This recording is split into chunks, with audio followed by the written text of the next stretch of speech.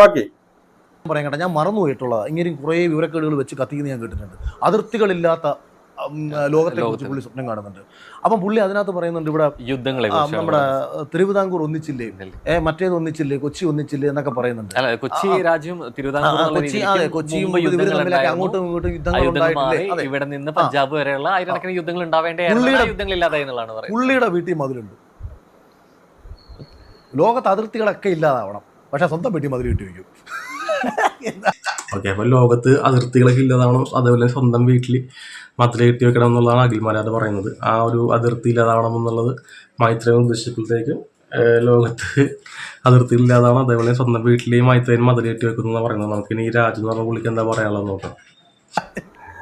ലോകത്ത് അതിർത്തികളൊന്നും പാടില്ല, പക്ഷെ പുള്ളിയുടെ വീട്ടിലും അതിലുണ്ട് എന്നുള്ളതാണ്. അത് പുള്ളി അതിനുശേഷം പറഞ്ഞത് തമാശയായിട്ടാണ് പറഞ്ഞത്. ഈ പുള്ളിക്ക് അത് ഞാൻ അന്ന് ഈ പുള്ളി ഇത് പറഞ്ഞപ്പോൾ നമ്മുടെ മനസ്സിൽ തോന്നിയ ഒരു കേസാണ്. ഈ പുള്ളിയുടെ ഒരു ന്യായം എന്ന് വെച്ച് കഴിഞ്ഞാൽ ഒരു അതിർത്തിയും പാടാതെ പാകിസ്ഥാനും ഇന്ത്യയൊക്കെ ഒരു അതിർത്തികൾ ഇല്ലാതെ അങ്ങോട്ടും ഇങ്ങോട്ടും സ്നേഹിച്ച് ജീവിക്കണം, ലോകത്ത് അതിർത്തികളെ പാടില്ല എന്നാണ് പുള്ളി പറയുന്നത്. അപ്പൊ അഖിൽമാരാർ ഹാസ്യ രൂപേണ പറയുന്നുണ്ട് പുള്ളിയുടെ വീട്ടിലും അതിർത്തി. പുള്ളിക്ക് വസ്തു ഉണ്ട്, എനിക്കറിയത്തില്ല. പുള്ളിക്ക് വസ്തു ഒന്നും ഇല്ലാത്ത പുള്ളിയാണോ എനിക്കറിയത്തില്ല. വസ്തു ഉണ്ടെങ്കിൽ അതിര് കാണുമല്ലോ.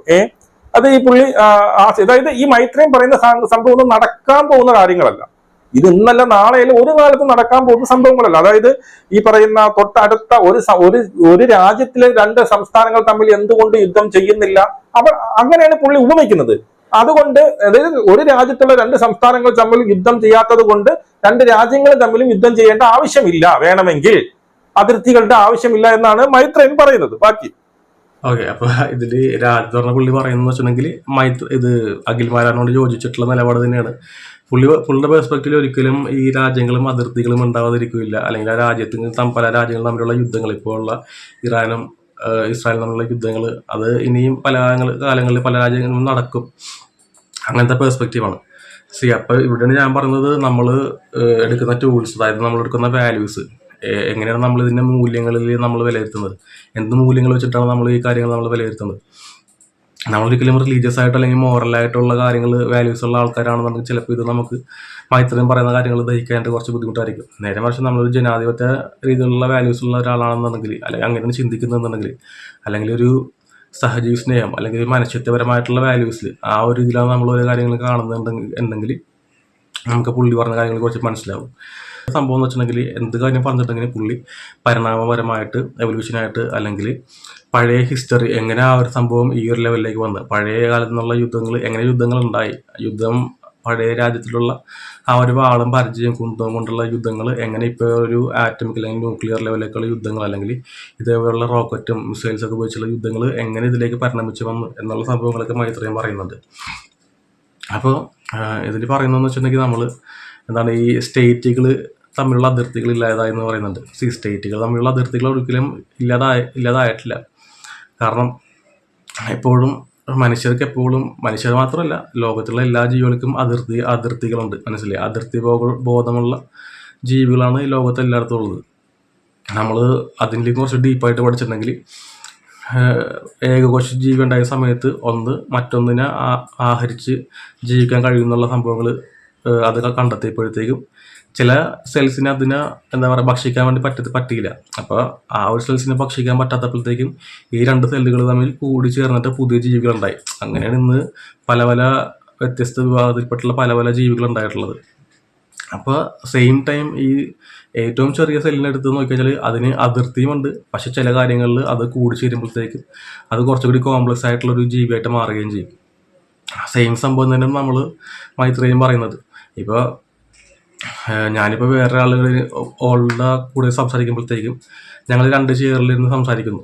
അപ്പം അതിൽ എൻ്റെ അതിർത്തി എന്ന് വെച്ചിട്ടുണ്ടെങ്കിൽ ഞാൻ എൻ്റെ ചെയറിലിരിക്കുക എന്നുള്ളതാണ്. മറ്റൊരാളുടെ അതിർത്തി എന്ന് പറഞ്ഞിട്ടുണ്ടെങ്കിൽ അയാളുടെ കസേരയിലിരിക്കുക എന്നുള്ളതാണ്. അപ്പോൾ നമ്മൾ എന്തെങ്കിലും ഒന്നിച്ചിരിക്കുമ്പോഴത്തേക്കും തന്നെ മറ്റൊരാളുടെ അതിർത്തിയും കൂടി നമ്മൾ ബഹുമാനിക്കണം. ഞാൻ പോയിട്ട് ഒരിക്കലും അയാളുടെ മടയിൽ കയറി ഇരിക്കാണ്ട് പാടില്ല, മനസ്സിലായില്ലേ?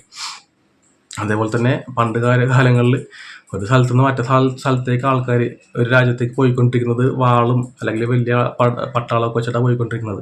അവിടെ നിന്ന് വാള് വെച്ചിട്ട് വാളും പിടിച്ച് പോയി, അല്ലെങ്കിൽ വാളോ അല്ലെങ്കിൽ എന്തെങ്കിലും യുദ്ധക്കോപ്പുകൾ കൊണ്ട് മറ്റുള്ള രാജ്യത്തേക്ക് കടന്നുകൊണ്ടിരുന്ന ആൾക്കാർ ഇന്നൊരു പാസ്പോർട്ട് ജസ്റ്റ് പേപ്പറും കൊണ്ട് പോകുന്ന ഒരു അടുത്തേക്ക് എത്തി. അപ്പോൾ ഇനിയും ആ പ്രാകൃതമായിട്ടുള്ള യുദ്ധവും അതിർത്തി വേണമെന്ന് തന്നെ പറഞ്ഞു. പക്ഷെ അതിർത്തി വേണ്ട സമയത്ത് തന്നെ ഇതൊക്കെ റെഗുലേറ്റ് ചെയ്തിട്ട് നമുക്ക് ആ ഒരു സംഭവങ്ങൾ ഇതേപോലെ പാസ്പോർട്ടോ അങ്ങനത്തെ സംഭവങ്ങളൊക്കെ വെച്ചിട്ട് പോകാൻ വേണ്ടി പറ്റണം.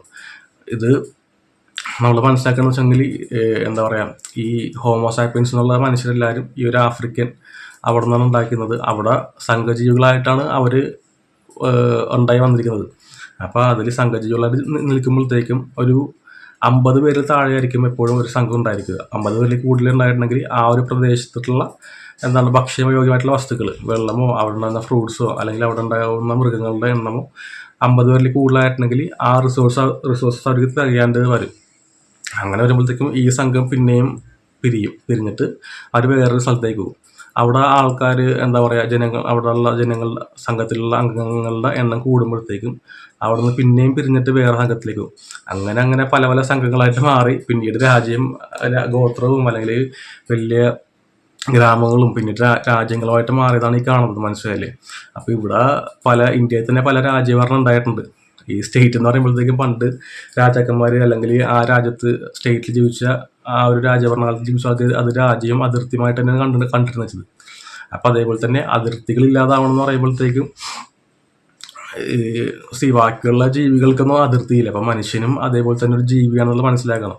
അല്ലാതെ മനുഷ്യൻ പൊട്ടിമുളച്ചതൊന്നുമല്ല. മനസ്സിലായി? ഈ ഒരു സ്ഥലത്ത് മാത്രം ജീവിക്കണമെന്ന് പറയാൻ പൊട്ടിമുളച്ചൊന്നുമില്ല. മനുഷ്യനും ബാക്കിയുള്ള സ്ഥലങ്ങളെല്ലാം പോകാനായിട്ടുള്ള ഫ്രീഡം ഉണ്ടാവണം. പക്ഷെ ഫ്രീഡം ഉണ്ടാകുമ്പോഴത്തേക്ക് തന്നെ അത് ഈ പാസ്പോർട്ട് എന്നുള്ള സംഭവത്തിൽ റെഗുലേറ്റ് ചെയ്യപ്പെടേണ്ട ആവശ്യമുണ്ട്. അല്ലാതെ ഇങ്ങനെ എപ്പോഴും യുദ്ധം ചെയ്യാനായിട്ട് ഉണ്ടാവാനായിട്ടല്ല. ഈ സിറിയ ആയിട്ടുള്ള യുദ്ധവും അല്ലെങ്കിൽ ലെബനോണിലുള്ള സംഭവങ്ങളൊക്കെ എത്ര കൊല്ലമായിട്ട് നടക്കുകയാണ്. അപ്പം ആ ഒരു അടിസ്ഥാനത്തിലാണ് പറയുന്നത് മനുഷ്യൻ ലോകം മുഴുവൻ ചുറ്റി സഞ്ചരിക്കാം. പക്ഷേ ചുറ്റി സഞ്ചരിക്കുമ്പോൾ തന്നെ ഇങ്ങനെ റെഗുലേഷൻസ് ഉണ്ടാവേണ്ട ആവശ്യമുണ്ട്. ഇതേപോലെ പാസ്പോർട്ടോ അല്ലെങ്കിൽ അതിനുള്ള പേപ്പേഴ്സോ എവിടെ പോകുന്നു, എപ്പോൾ വരുന്നു എന്നുള്ള സംഭവങ്ങളൊക്കെ ഉണ്ടാവേണ്ട ആവശ്യമുണ്ട്. അല്ലാതെ ഒരിക്കലും നമ്മൾക്ക് എന്താ പറയുക, ഒരു ബസ്സിൽ നമ്മൾ യാത്ര ചെയ്യുമ്പോഴത്തേക്കും നമ്മൾ ആ യാത്ര ചെയ്യുന്ന ആൾക്കാരോടൊപ്പം നമ്മൾ ഒന്നിച്ച് പോകുമ്പോഴത്തേക്കും തന്നെ ജീവിതകാലം മൊത്തം നമുക്ക് ഒന്നിച്ചിക്കാൻ പറ്റില്ല. ആ ഒരു ഡെസ്റ്റിനേഷൻ എത്തുമ്പോഴത്തേക്കും നമ്മൾ അവിടെ നിന്ന് പിരിയും. മനസ്സിലായില്ലേ?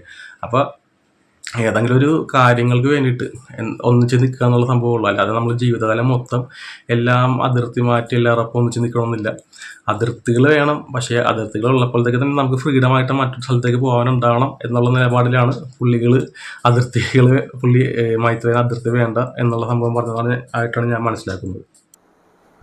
ഈ പുള്ളി ചിന്തിക്കുന്നത് ലോകം ഒറ്റ ലോകമായി മാറണം, മനുഷ്യരെല്ലാം മൃഗങ്ങളായി മാറണം.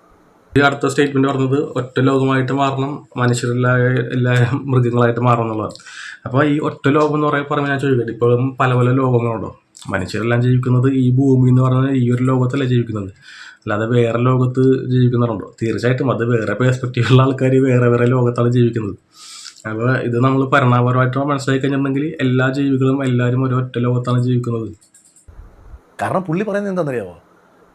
വിവാഹം സങ്കല്പം ഇതൊന്നും പാടില്ല. അച്ഛൻ മകൾക്ക് ഗർഭം ഉണ്ടാക്കി കൊടുക്കണം, അച്ഛൻ അമ്മയ്ക്ക് അതായത് മകൻ അമ്മയ്ക്ക് ഗർഭം ഉണ്ടാക്കി കൊടുക്കണം. അങ്ങനെ ഒരു കാലം ഉണ്ടാവണം. കാര്യം അമ്മ എന്ന് പറഞ്ഞാൽ മൈത്രേയനെ സംബന്ധിച്ച് സ്ത്രീ മാത്രമാണ്, മകളെന്ന് പറഞ്ഞാൽ മൈത്രേയനെ സംബന്ധിച്ച് സ്ത്രീ മാത്രമാണ്. മൈത്രേയൻ്റെ കാഴ്ചപ്പാടിൽ കേരളത്തിൽ 2 വിഭാഗമേ ഉള്ളൂ, പുരുഷനും സ്ത്രീയും. അതെ. അപ്പോൾ ഇതിൽ പറഞ്ഞു വെച്ചിട്ടുണ്ടെങ്കിൽ മൈത്രേയൻ പറഞ്ഞു എന്താണ്, മകൻ അമ്മയ്ക്ക് ഗർഭം ഉണ്ടാക്കി കൊടുക്കണം അല്ലെങ്കിൽ അച്ഛൻ മകൾക്ക് ഗർഭം ഉണ്ടാക്കി കൊടുക്കണം എന്നുള്ളത്. അങ്ങനെ എവിടെയും പറഞ്ഞിട്ടുള്ള ഇൻ്റർവ്യൂ ഞാൻ കേട്ടിട്ടില്ല. ഞാൻ മനസ്സിലാക്കിയെന്ന് വെച്ചിട്ടുണ്ടെങ്കിൽ ഇതേ ഇൻ്റർവ്യൂവിൽ ചോദിക്കുമ്പോഴത്തേക്കും ഈ ഇൻസെസ്റ്റ് സെക്സ് എന്ന് പറഞ്ഞ സംഭവം അത് നമ്മൾ അതിനെ എതിർക്കുന്ന കാര്യം എന്ന് വെച്ചാൽ അതിനെ എതിർക്കപ്പെടുന്നത് ഈ ഒരു കാര്യം കൊണ്ടിട്ടാണ്. അതായത് ഒരേ ജീനിൽപ്പെട്ടിട്ടുള്ള ആൾക്കാർ തമ്മിൽ ലൈംഗിക ബന്ധത്തിൽ ഏർപ്പെട്ട് അതിൽ കുട്ടികൾ ഉണ്ടാകുമ്പോഴത്തേക്കും ആ കുട്ടികൾക്ക് ഡിസബിലിറ്റീസ് ഉണ്ടാകാനുള്ള കുട്ടികളുടെ ചാൻസ് കൂടുതലാണ്. അതിൽ പല റിസർച്ചേഴ്സ് ഉണ്ട്. ആ ഒരു പെർസ്പെക്റ്റീവിലാണ് പുള്ളി പറയുന്നത്. അല്ലാതെ ഇങ്ങനെ ചെയ്യണം എന്നുള്ള സംഭവമല്ല. അതേപോലെ തന്നെ മൈത്രേയൻ ഇങ്ങനെ അമ്മേനെ സ്ത്രീയായിട്ട് കാണുന്നത് അല്ലെങ്കിൽ മകളെ സ്ത്രീയായിട്ട് കാണുന്നത് എന്നല്ല പുള്ളി പറഞ്ഞത്. പുള്ളി സ്ത്രീകളെ ഓരോ വ്യക്തികളായിട്ടാണ് കാണുന്ന വ്യക്തികൾക്ക് അവരുടേതായിട്ടുള്ള സ്വാതന്ത്ര്യമുണ്ട്. മനസ്സിലായില്ലേ? അല്ലാതെ ഈ പ്രാകൃതമായിട്ടുള്ള കുടുംബത്തിലെ ആൾക്കാർ പറഞ്ഞ പോലെ എൻ്റെ മകള് എൻ്റെ പ്രോപ്പർട്ടിയാണ്, ഞാൻ പറഞ്ഞ ആളെ കെട്ടാണ്ടേ പാടുള്ളൂ, ഞാൻ പറഞ്ഞ വഴിയെ പോകാണ്ടേ പാടുള്ളൂ, എൻ്റെ ഭാര്യ എൻ്റെ പ്രോപ്പർട്ടിയാണ്, അപ്പോൾ ഞാൻ പറഞ്ഞ പോലെ പെരുമാറാണ്ടി പാടുള്ളൂ. അങ്ങനെയല്ല. എല്ലാവർക്കും വ്യക്തി സ്വാതന്ത്ര്യമുണ്ട്. അവർക്ക് ഇഷ്ടമുള്ള കാര്യങ്ങൾ ചെയ്യാനുള്ള സ്വാതന്ത്ര്യമുണ്ട്. എനിക്ക് എന്താണ് സ്വാതന്ത്ര്യമുള്ളത്, എനിക്ക് എന്തൊക്കെ ചെയ്യാം, അതിന് എൻ്റെ ഭാര്യയ്ക്കും ചെയ്യാം. അങ്ങനത്തെ ഒരു വ്യക്തി സ്വാതന്ത്ര്യത്തിൽ നിന്നുള്ള നിലപാടായിട്ടാണ് പുള്ളി കാണുന്നത്. അല്ലാണ്ട് സ്ത്രീ ആയിട്ട് കാണുന്ന സംഭവം എന്ന് പറഞ്ഞിട്ട് ഞാൻ ഓർക്കുന്നില്ല. ബാക്കിയെല്ലാം നമ്മൾ ഉണ്ടാക്കിയതാണ്, കുടുംബം നമ്മൾ ഉണ്ടാക്കിയതാണ്. ആര് പറഞ്ഞ ഉണ്ടാക്കാൻ? പട്ടിക്ക് പൂച്ചയ്ക്കും ഉണ്ടോ കുടുംബം? പട്ടിയും പൂച്ചയും ആടും ഒക്കെ തന്നെ പിള്ളേരെ ഉണ്ടാക്കിയിട്ടിട്ട് അതേ അവരുമായിട്ട് രമിച്ച് അത് വീണ്ടും കുട്ടികളുണ്ടാക്കാൻ അവർക്കറിയത്തില്ല, വിവേചന ശേഷിയില്ല. അതുകൊണ്ട് കുടുംബം എന്നുള്ള സംഭവം നമ്മൾ അതിന്റെ ഹിസ്റ്ററി എടുത്തു നോക്കിയാൽ മനസ്സിലാവും. ഈ കുടുംബം ഒന്നും ഉണ്ടാക്കിയിട്ടല്ല മനുഷ്യനെ ഈ ലോകത്തേക്ക് ഇങ്ങനെ കുടുംബമായിട്ട് പൊട്ടി മുളച്ചതൊന്നല്ല, മനസ്സിലായില്ലേ? അതാണ് ഞാൻ പറഞ്ഞത്, നമ്മൾ ഏത് വാല്യൂസ് എന്നിട്ടാണ് സംസാരിക്കുന്നത് എന്നുള്ളത്. നമ്മൾ എവല്യൂഷൻ പ്രിൻസിപ്പിൾസ് അനുസരിച്ചിട്ടാണെന്നുണ്ടെങ്കിൽ അന്ന് കുടുംബമൊന്നും ഉണ്ടായിട്ടൊന്നുമില്ല.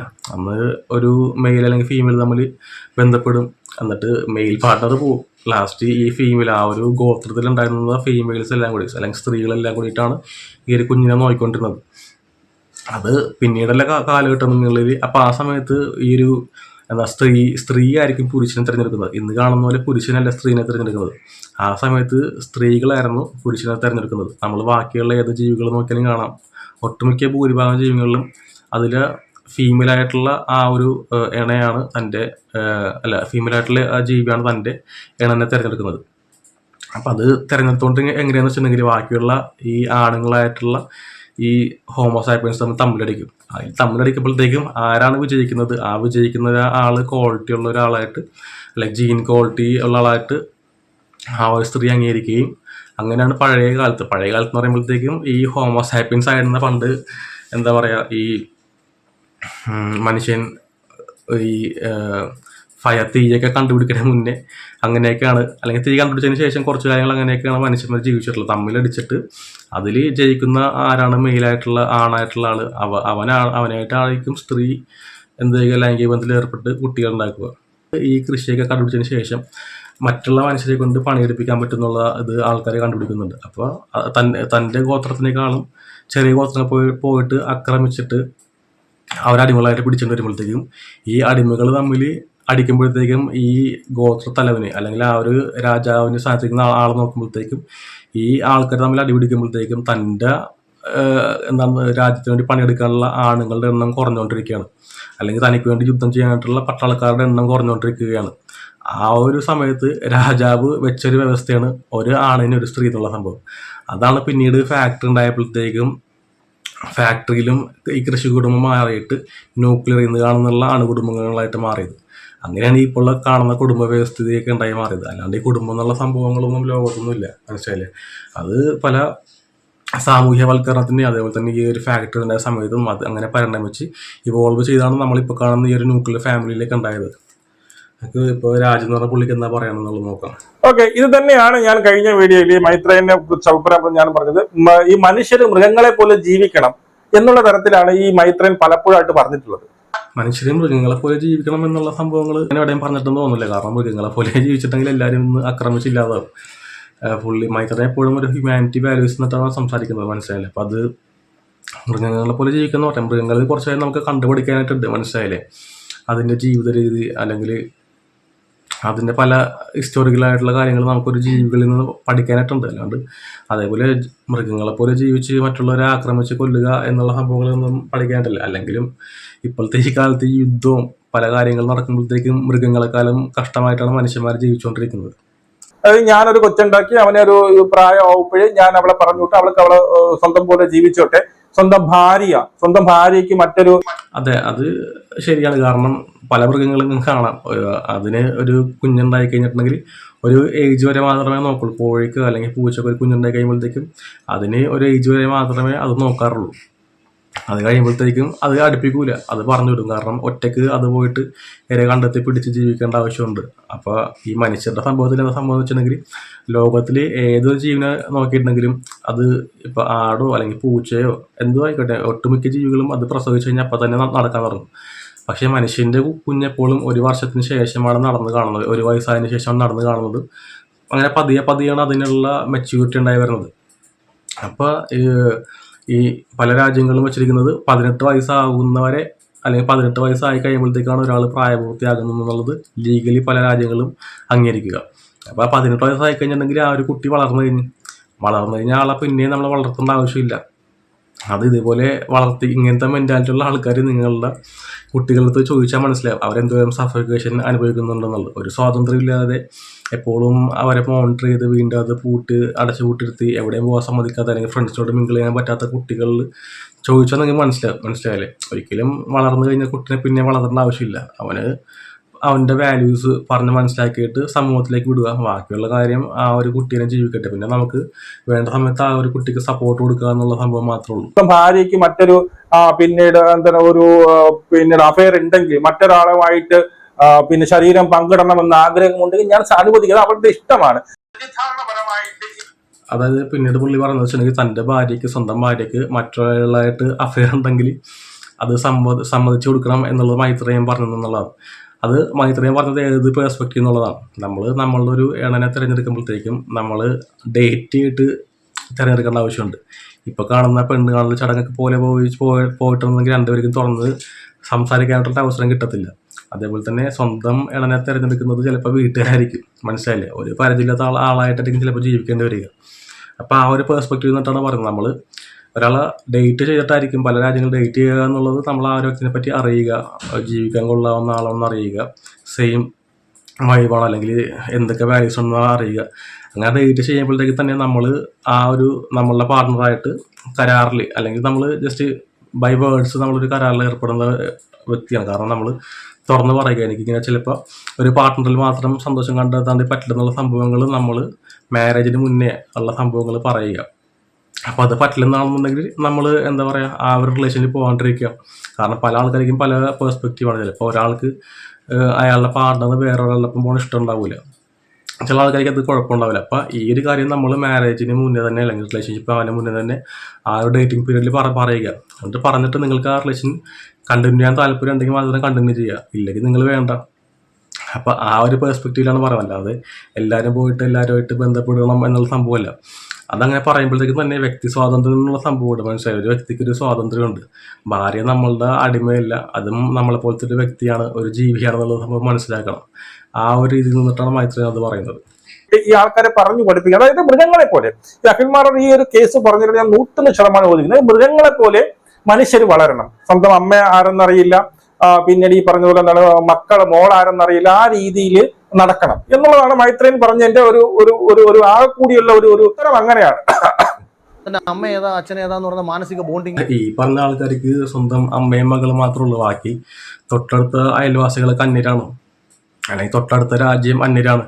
നമ്മളെല്ലാവരും ഒരേ കുലമാണ്, അല്ലെങ്കിൽ എല്ലാം ഒരേ ജീവിയിൽ നിന്നിട്ടുണ്ടായിട്ടുള്ള ഒരു മരത്തിൻ്റെ പല ശാഖകളായിട്ടുള്ള ആൾക്കാരാണ് നമ്മൾ. അതേപോലെ നമ്മളോടൊപ്പം ജീവിക്കുന്ന മറ്റ് മൃഗങ്ങളും. അപ്പം ആ ഒരു പേഴ്സ്പെക്റ്റീവ് നമ്മൾ കാണേണ്ട ആവശ്യമുണ്ട്. അല്ലാതെ നമ്മൾ മറ്റുള്ള ആൾക്കാരെ അമ്മയും അച്ഛനും മാത്രമാണ് നമ്മളുടെ എന്ന് ചിന്തിച്ചിട്ട് മറ്റുള്ള ആൾക്കാരെ അന്യരായിട്ട് കണ്ടിട്ട് ഇപ്പോൾ പല രാജ്യങ്ങളും നമ്മൾ യുദ്ധം ചെയ്തുകൊണ്ടിരിക്കുകയാണ്. അപ്പോൾ ഇവർ ഈ യുദ്ധം ചെയ്യുന്ന ആൾക്കാരെ മനസ്സിലാക്കുന്നില്ല. ഇവരെല്ലാവരും ഒരേ കുലത്തിൽ നിന്നുണ്ടായെന്നുള്ള മനസ്സിലാക്കില്ല. അങ്ങനെ മനസ്സിലാക്കി വെച്ചെങ്കിൽ ജീവിക്കൂല. അപ്പോൾ അതിലാണ് ഞാൻ പറഞ്ഞത് ഇവർ ഏത് മോറൽ വാല്യൂസിലാണ് ജീവിക്കുന്നത് എന്നുള്ളത്. ഉറപ്പായിട്ടും ഒരു മതവിശ്വാസിയായിട്ടുള്ള പലരും യുദ്ധം ചെയ്യുന്ന ആൾക്കാർ മതവിശ്വാസമാണ്. ഇസ്രായേൽ എന്ന് പറയുന്നത് ജൂതമതമാണ്. മനസ്സിലായില്ലേ? ഇറാൻ എന്ന് പറയുമ്പോഴത്തേക്കും കൂടുതലും ഇസ്ലാം മതമാണ്. അപ്പോൾ ഈ മതങ്ങൾ തമ്മിലുള്ള ആൾക്കാരാണ്, അല്ലെങ്കിൽ ഈ റിലീജിയസ് വാല്യൂസ് ഉള്ള ആൾക്കാർ തമ്മിൽ തന്നെയാണ് ഈ യുദ്ധം ചെയ്യുന്നത്. അല്ലാതെ ഈ ഹ്യൂമാനിറ്റീസ് മനുഷ്യത്വത്തിന് വാല്യൂ കൊടുക്കുന്നത് അല്ലെങ്കിൽ ഒരു ജീവന് വാല്യൂ കൊടുക്കുന്നത്, അങ്ങനെ വാല്യൂ കൊടുക്കുന്ന ആൾക്കാർ തമ്മിൽ യുദ്ധങ്ങൾ ഉണ്ടാവില്ല. ആ ഒരു പെർസ്പെക്റ്റീവിലാണ് മൈത്രേയൻ പറയുന്നത്. അപ്പോൾ അതും കൂടി നമ്മൾ ഒന്ന് റിസർച്ച് ചെയ്യേണ്ട ഒരു ആവശ്യമുണ്ട് ഇതൊക്കെ പറയുമ്പോഴത്തേക്കും. അമ്മ ഏതാ അച്ഛൻ ഏതാന്ന് പറയുന്ന മാനസിക ബോണ്ടിങ് പലപ്പോഴും മൃഗങ്ങൾക്ക് നമ്മൾ കാണാമെങ്കിലും, വൈകാരികമായിട്ടുള്ള സ്നേഹം കാണാമെങ്കിലും ഇത്തരം തിരിച്ചറിവില്ല. അപ്പോൾ മൈത്രേയൻ പറയുന്നത്, ഞാൻ പറയുന്നത് മൈത്രേയൻ അങ്ങനെ ചെയ്ത് കാണിക്കണം. നമ്മളൊന്നും സമൂഹത്തോട് പറയുകയല്ല വേണ്ടത്, നമ്മളിത് ചെയ്ത് കാണിക്കണം. അങ്ങനെയൊക്കെ ഒന്നും പറഞ്ഞു തോന്നുന്നില്ല. കാരണം അമ്മയായിട്ട് അല്ലെങ്കിൽ പെങ്ങളായിട്ട് സെക്സ് ചെയ്യണം എന്നുള്ള സംഭവം ഒന്നും പറഞ്ഞിട്ടുള്ളതായിട്ടൊന്നും ഞാൻ കണ്ടിട്ടില്ല. പറഞ്ഞത് ഈ രീതിയിലാണ്, ഒരേ ജീനിൽപ്പെട്ട ആൾക്കാർ തമ്മിൽ ലൈംഗിക ബന്ധത്തിൽ ഏർപ്പെടുമ്പോഴത്തേക്കും അതിൽ അംഗവൈകല്യമുള്ള കുട്ടികളുണ്ടാകുന്ന ചാൻസ് വളരെ കൂടുതലാണ്. അപ്പോൾ അത് ചെയ്തുകൂടാന്നുള്ളതാണ് മൈത്രേയൻ പറയുന്നത് എന്നാണ് ഞാൻ മനസ്സിലാക്കുന്നത്.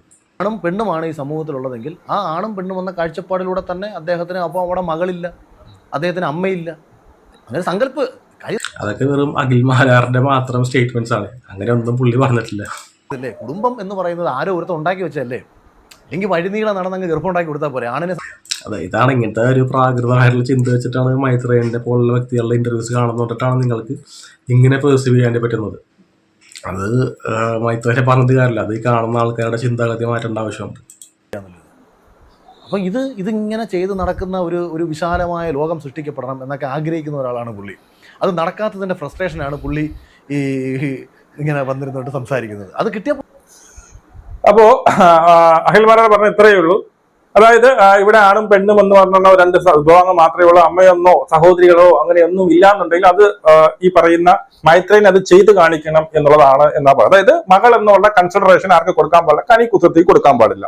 അതൊരു പെണ്ണ് മാത്രമായിട്ട് കണ്ടുകൊണ്ട് താങ്കൾക്ക് അത് ചെയ്യാൻ പറ്റും, അത് ചെയ്ത് കാണിക്കണം. അതായത് അഖിൽമാരാർ പറഞ്ഞു വെക്കാൻ ശ്രമിക്കും. അങ്ങനെയുള്ള സംഭവങ്ങളൊന്നും മൈത്രേയൻ പറഞ്ഞിട്ട് എനിക്ക് തോന്നുന്നില്ല. അപ്പൊ അതുകൊണ്ട് തന്നെ എനിക്ക് ഇവര് പറയുന്ന ആ ഒരു കാര്യത്തിൽ എന്തെങ്കിലും കാര്യമുണ്ടെന്ന് തോന്നുന്നില്ല. അങ്ങനെ ക്ലിപ്സ് ഉണ്ടെങ്കിൽ നിങ്ങൾ എനിക്ക് കാണിച്ചു തരാം. എൻ്റെ ലിങ്ക് എനിക്ക് എൻ്റെ വീഡിയോസിൽ കമൻറ്റ് ചെയ്യുകയോ ചെയ്താൽ ഞാൻ നോക്കാം.